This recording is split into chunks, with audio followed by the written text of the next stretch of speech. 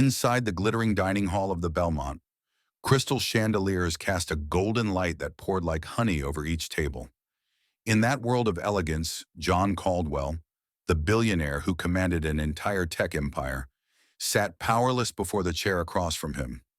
In it, 8-year-old Ethan curled into himself, tracing invisible circles over the glass tabletop with his small hands. The prime steak on his plate had grown cold, each untouched slice of rare beef mocking his father's helplessness. Whispers stirred from nearby tables. Curious glances cut through the air, like sharp, icy blades aimed straight at John. He clenched his jaw, tapping the table with tense fingers as he forced a trembling, gentle voice. "Ethan, please, eat. Everyone's watching." But the boy rocked softly, his eyes adrift, fixed on no one. To him, the world seemed no more than a haze of smoke. In boardrooms, John could decide the fate of millions with a single nod. Yet in this moment, he was defeated by a boy of 8, his own son. And in that hushed, judgment-laden silence, another figure was about to step forward, carrying something John never expected. John Caldwell, the man who once sent Wall Street reeling with a single phone call, now sat silent across from his son. His broad shoulders stiffened inside an expensive suit, but in his deep-set eyes lay a helplessness no billion-dollar deal could hide. The man once hailed as a master strategist couldn't find a way into Ethan's quiet world. Ethan Caldwell, the boy with clear, unblinking eyes that never met his father's gaze. His world was endless circles, soft humming no one understood. Inside the vast mansion, Ethan often slipped away into a corner, finding peace in the small things adults never noticed. Then came Naomi Carter, a black woman carrying a silver tray. Her steps were light, her eyes shadowed by the weariness of long shifts. Yet beneath that tiredness glimmered something John lacked: understanding. Naomi didn't look at John with the fear most employees showed their powerful boss. She didn't look at Ethan with the pity of strangers. In her, there was an unusual calm, as though life's own wounds had taught her patience for forgotten souls. In that moment, 3 paths touched: a powerful but lonely billionaire, a boy adrift in his private world, and a woman who seemed ordinary, yet carried the key to a story no one saw coming. The waiter set the dish on the table, the aroma of steak drifting through the air. John leaned forward, cut a small piece, and placed it in front of his son. "Ethan, try this." His voice was strained, gentle but lined with urgency. Yet the boy kept rocking, his small ears twitching as if to block out the noise around him. John drew a deep breath and tried again. "Eat, and I'll give you anything you want." Promises, then quiet threats, followed one after another. But before him stood an unshakable silence. From every side, curious eyes piled on the pressure. The murmurs pressed harder, boxing John into a wall only he could feel. At that moment, Naomi bent down beside the small chair. She didn't hover like someone above him. She lowered herself until her eyes were level with Ethan's wandering gaze. Without a word, she began to hum a familiar tune, her voice soft as a breeze over fields at dusk. Ethan's trembling hands slowed. For the first time, his eyes turned toward the stranger's face. Naomi picked up a small piece from the plate and traced circles with it, mirroring the endless motions Ethan had been drawing on the glass. The food became a game, a silent dance meant only for the two of them. Ethan leaned forward, lips parting slightly. The first bite slipped in, then the second, then the third. John sat frozen, his chest tightening. What countless, costly experts had failed to do, a quiet woman in an apron had accomplished in only minutes. From that day on, John began bringing Ethan to the Belmont more often. He no longer forced his son to eat. Instead, he quietly studied Naomi's every move, the way she bent down, the way she hummed slowly. Even the most minor details, the soft glow from a phone screen or the sound of her light footsteps, became lessons John had never been taught. Ethan began to change. He no longer resisted with fury each time they came to the restaurant. Sometimes he even smiled faintly, watching Naomi's hand turn each bite of food into a game. John was stunned, grateful, and tight-chested all at once. But the joy didn't last. A storm was coming. The restaurant manager grew uneasy, noticing Naomi spent too much time at one table. Waitress or babysitter? Whispers from co-workers piled on pressure Naomi had never felt before. Then the tabloids caught wind of the story. Harsh headlines screamed across the page: "Billionaire Caldwell hires waitress to raise his son," and "Secrets behind the lavish dinners." John, long familiar with brutal corporate attacks, now felt the sting of a torn-apart private life. Yet what frightened him most wasn't public gossip. It was Ethan's eyes whenever Naomi was gone. The boy curled back into himself, silent once more, like someone who had finally found a fragile bridge to the world, only to see it ripped away. One late evening, after the last guest had left, John remained seated in a shadowed corner of the restaurant. Naomi moved briskly between tables, her hands quick but her eyes carrying a quiet sadness. He suddenly spoke, his voice low and heavy. "Where did you learn how to help Ethan like that?" Naomi froze, the cloth in her hand falling still. She drew a deep breath before answering softly. "I used to be a special education teacher at Maple Scholars Academy. For 8 years, I worked with hundreds of children like Ethan. I've always believed they're not broken. They just need to be heard in their own way." Her eyes glimmered, though her voice stayed steady. "Then the funding was cut, and the center had to close. I lost my job, and with it, the place I called my second home." John's chest tightened. He remembered those sterile boardroom meetings, the profit reports stacked high, and the cold words stamped across the page: "Cut costs, shut down special programs." That signature had been his. Back then, it was only a number on a balance sheet. Now the consequence sat across from him, with eyes carrying both pain and faith crushed too soon. Naomi went on, almost as if speaking to herself. "I thought I could walk away. But then I met Ethan again, and I knew I never could. Even if all I do is serve food, I still believe love and patience can open doors others have left locked." John sat in silence. For the first time he understood. The most significant failures weren't always the ruthless choices made in business.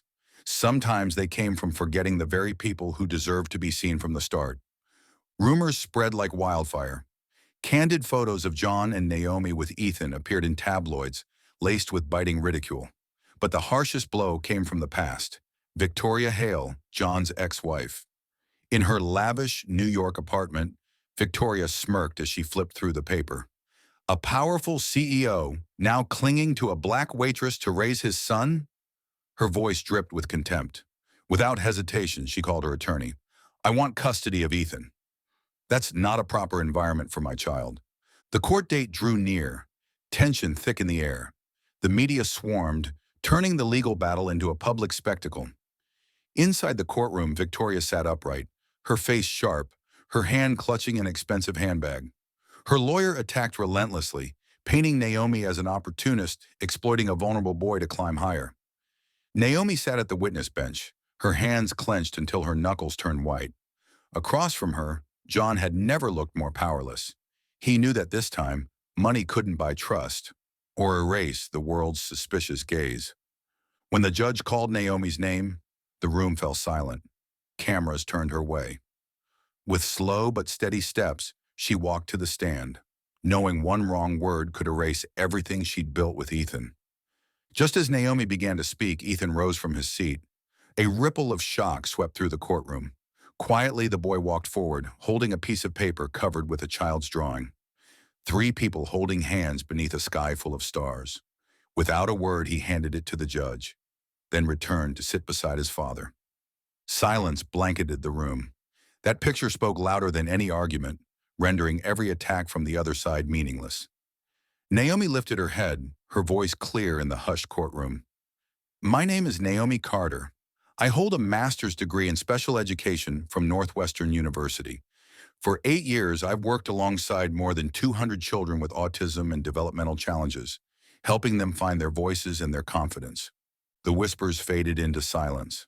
Naomi looked directly at Victoria, then turned her eyes to Ethan, who sat pressed against his father's side. "It was Caldwell Innovations that cut the funding, forcing the center where I work to shut its doors. And now fate has brought me here again, standing before Ethan, one of the very children those programs were meant to protect." John froze, his face paling. Her words cut deep, laying bare a truth he had tried to bury. Still, Naomi pressed on, her voice steady, stronger now. Ethan calls me Mama Naomi, not because I replace his mother, but because I was the first to see him as a gift, not a burden. I don't do this for a paycheck. I do it because love, real love, doesn't need a reason. The courtroom held its breath. The judge glanced down at the file, then struck the gavel, his voice firm. Ethan Caldwell will remain in the custody of his father. However, the father is required to establish a therapy plan, attend counseling, and ensure his son has full access to the services he needs. As the gavel fell, Victoria bowed her head in rage, while John sat frozen, his eyes locked on Naomi as though he had just witnessed something beyond all his calculations. And Ethan, for the first time in years, lifted his head. His lips moved softly, as if trying to name the family he had always longed for. Stepping out of the courtroom, Naomi sank onto the courthouse steps. Her hair fell loose around her face, her hands trembling after the long hours of strain. John walked toward her slowly, ignoring the flash of cameras from a distance. He sat beside her, his expensive suit rumpled, his eyes rimmed red. "I'm sorry," John said, his voice hoarse. "I'm sorry for the decisions that stole opportunities from so many children, and for the burdens you should never have carried. I'm sorry it took my son's struggle for me to understand what truly matters. Finally, finally." Naomi turned, her gaze steady. She neither blamed nor rushed to forgive. An apology doesn't return 8 years of my life, but at least it's a beginning. At that moment, Ethan walked over, his small hand clutching the hem of Naomi's sleeve. He tilted his head back, his voice soft but clear. "Mama Naomi." Two simple words, and the courtyard seemed to hold its breath. Tears slid down Naomi's cheeks while John sat in silence, his heart stripped bare of its armor. On those courthouse steps, after his apology, John pulled an old file from his case, the very contract he once signed to shut down the special program. He held it up before Naomi, then tore it in half. Paper fragments swirled in the wind, each shred proof that the mistake had ended. "I want this to be the last signature I remember," he said quietly, "so I'll never repeat it." Naomi studied him for a long while, then gave a single nod. John looked at the woman who had opened the door to his son's world and gathered his courage. "Naomi, I'd like to invite you, not as a server, but as the director of a new foundation, the Caldwell Foundation, dedicated to children who've been forgotten." Naomi sat in silence, then nodded, not because she believed a billionaire's promise, but because of Ethan's eyes. For the first time, they carried a smile as they looked at their father and her, sitting side by side. 6 months later, inside the building that once housed Maple Scholars Academy, children's laughter returned. On a newly raised sign, the words shone bright: "Caldwell Foundation, where every child is heard." Naomi stood at the center of the room, surrounded by small faces, eyes glowing with hope. Beyond the windows, the late afternoon sun poured golden light, as if blessing a new beginning. John walked in with Ethan by his side. The boy no longer shrank into himself. His small hands gripped a crayon, sketching circles that had now become a picture. 3 people holding hands beneath a starry sky. He ran forward, lifting the page high. "Mama Naomi, Daddy Ethan. Family." His voice rang clear, stopping the room cold before it broke into tears and applause. John knelt, pulling his son into his arms, eyes wet with emotion. He looked up at Naomi and whispered, "You gave this family back to me." Naomi smiled through her tears, her hand resting gently on his shoulder, a reminder that miracles only come when hearts are willing to open. A plaque hung in the hall, "For the children once forgotten, and for those who saw them." No further explanation was needed, only listening, trust, and love. That's how a family is reborn, and how the world learns again to see one another with the eyes of the heart. On the day the Caldwell Foundation opened, reporters crowded the entrance. But instead of cutting the ribbon himself, John handed the scissors to the children. Their small hands, trembling yet proud, cut the red ribbon together, opening a new door. Naomi held Ethan's hand, Ethan held John's, forming a circle of 3 within the crowd. That moment was captured and spread across headlines. A foundation built not on money, but on the hands of children once forgotten. Late in the afternoon, as laughter filled the courtyard of the Caldwell Foundation, John sat in the back row of a classroom, quietly watching his son join a circle of friends. Each smile on Ethan's face healed an old wound in his own heart. No more tense dinners, no more judging eyes. Instead, his days were now filled with patience and love he once thought he didn't have. Naomi walked in, her hands still covered in chalk dust after guiding the children. She sat beside John without ceremony. Between them, there was no distance of power or position, only companionship. John glanced at her and smiled softly. "Thank you for teaching me the simplest lesson of all, to listen." Naomi shook her head. "You didn't learn it from me. You learned it from Ethan. Your son never stopped calling you. You just didn't understand his language."